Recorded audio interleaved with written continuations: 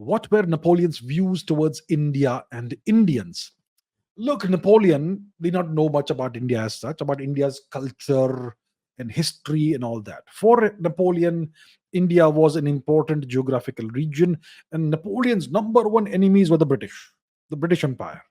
And his overall agenda was to bring about the downfall of the British Empire and establish the Napoleonic Empire.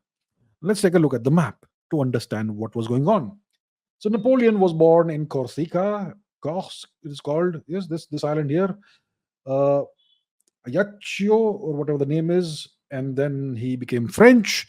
He dabbled with the thought of becoming British, but long story.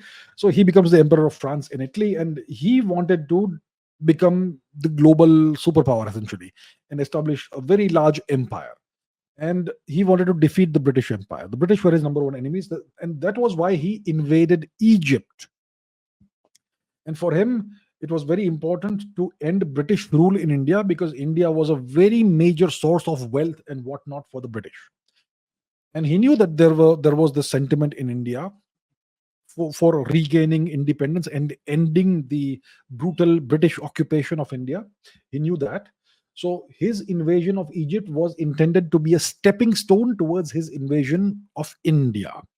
So he wanted to invade India eventually and establish his rule there and evict the British from India. And then he would plunder India just the way the British would. Okay. And he made an alliance with the butcher of Mysore, Tipu Sultan, the horrible tyrant.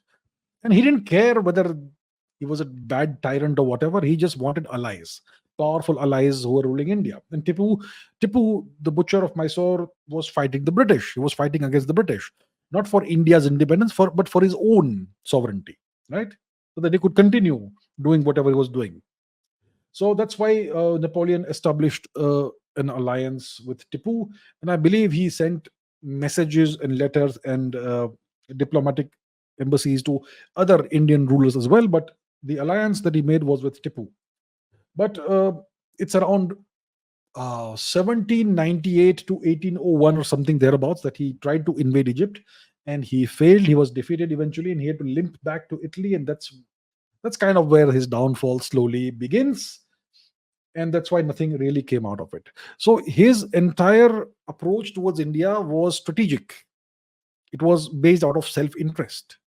He had a strategic interest in India, and he regarded India as the linchpin of the British Empire, the source of the majority of the wealth, correctly, of the British Empire. And he sought to establish his own rule there.